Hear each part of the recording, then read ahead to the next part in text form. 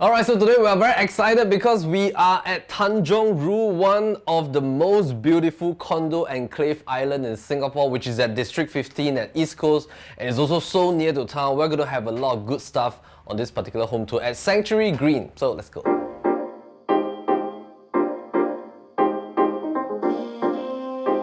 Before we show you in exact detail the entire layout and how this home looks like, let's talk a little bit about Tanjong Rhu. If you're driving towards the city centre at Suntec City or you're going over towards Bugis, you would have noticed there's this private enclave, and it's like a mini island with very beautiful condominiums sprouting out of it, and it does not have any other type of residential property. So there are no public housing, commercial properties here. It's just mainly private residential condominiums located over here. And Tanjong Rhu is part of District 15, but guess what? It is also at the tail end of District 15, which is the closest towards the city centre. Now, if we were to zoom out of the map itself, you have noticed this location is very premium because it's being fronted by the entire Kallang Basin, plus Marina Reservoir and Marina Barrage. Not forgetting the part that you can just walk across this small little footbridge, and that will bring you to Singapore Sports Stadium and the new Kallang Wave Mall. I think that's a key reason why a lot of people love to stay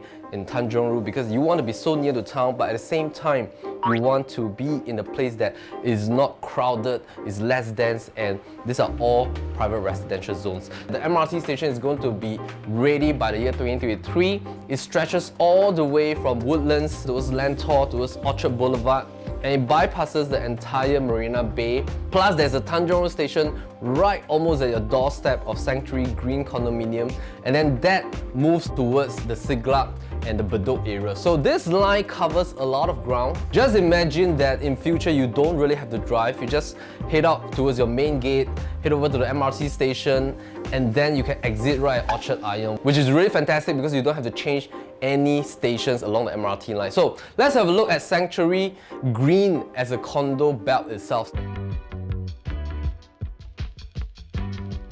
So this was completed in year 2004. There are a total of 522 units, out of which this project is made up of 2, 3 and 4 bedders. Out of the 3 bedders that we are currently going to show you, this particular unit that we're standing in is 1141 square feet, and there are a range of sizes over here. So there's 1,002 plus square feet, there's 1,003, 1,004, even 1,500 plus square feet types of 3 bedders right here.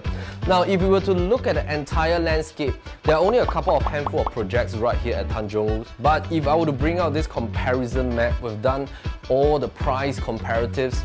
We noticed that if you want to buy a 3-bedroom, it is almost impossible to buy something that is below 1.5 million, because most of the projects over here, they are created with large size 3-bedrooms in other developments. So if you're somebody that is looking at a lower quantum 3-bedroom, then this is very suitable, because in actual fact the PSF is about the same range for the entire Sanctuary Green.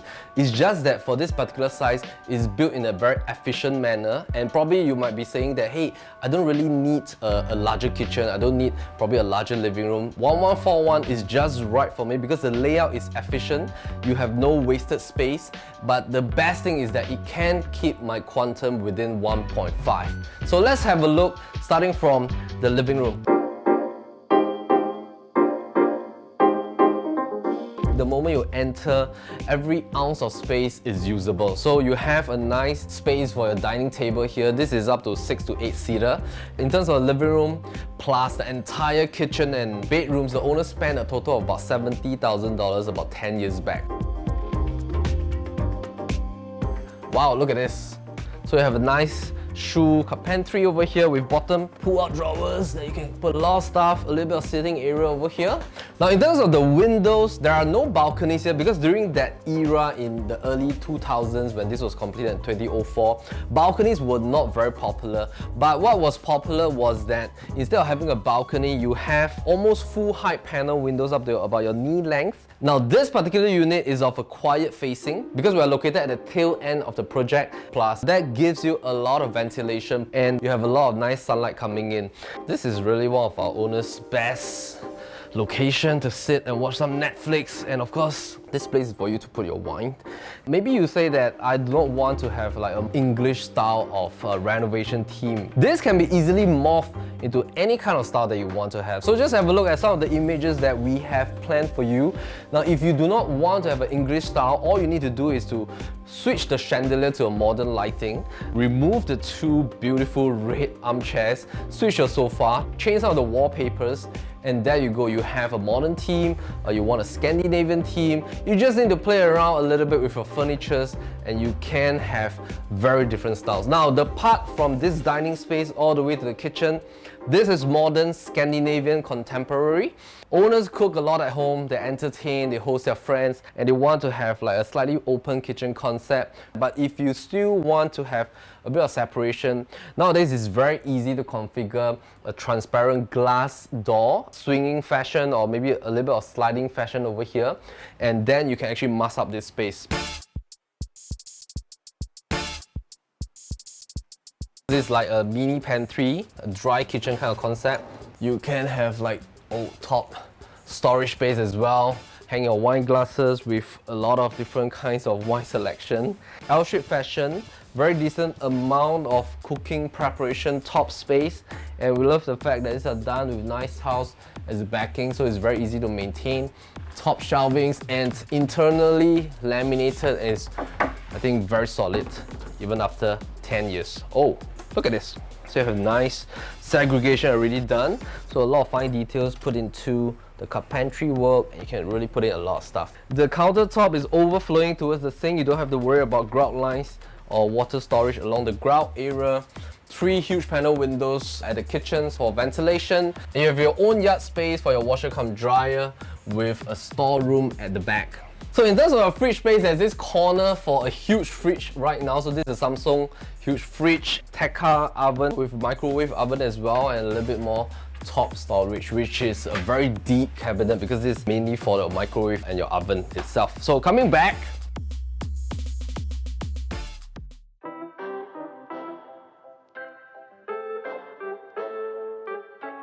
now in terms of facilities, you have 2 tennis courts, 2 pools, another 2 play pools, so a total of 4 different pools right here. And there are a lot of walking lawn space for your family to walk around. So of course, kids playground, gym is good size, function rooms, fitness corner, and security is 24 hours. And I think the most beautiful thing is that people love to walk around the Tanjong Rhu brim of Kallang Basin to enjoy the view of the entire river and the basin. That is of course a good spot for jogging and relaxing over the weekends as well. And of course, do remember to enjoy the Marina Bay Golf Course for another 4 years before its lease runs out. Now, something a little bit about the potential of Tanjong Rhu. We have noticed there are still 2 large plots of land that are untapped, and these are slated for residential zoning according to the current master plan in 2020. Now in future, if a new launch were to come out, I think for bare minimum is going to be at least 2,000 per square foot. Just take a look at what are the current launch prices in the OCR outer core region and the RCR region. It is already hovering at 1,500 to 1,900. Some are even at $2,000 per square foot in some of the RCR regions. So for D15, a new launch over here based on government land sales, I think for bare minimum is going to be at least at $2,000 per square foot. Have a look at what is the per square foot for this particular unit.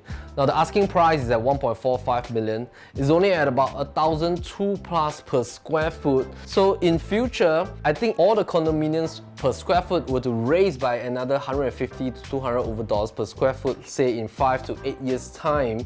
If that happens, I think your property, based on your entry price and your exit price in 5 to 8 years time, you're looking at probably about 1.6 to 1.7 million. If that happens, it is still quite palatable for the next buyer to take over this property itself. So from an entry and exit standpoint, in terms of overall quantum, I think it's comfortable for now and for future.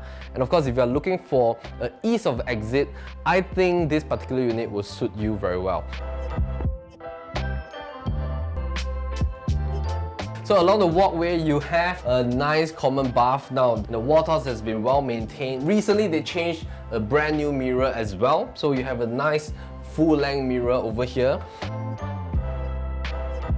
Let's have a look at the master first.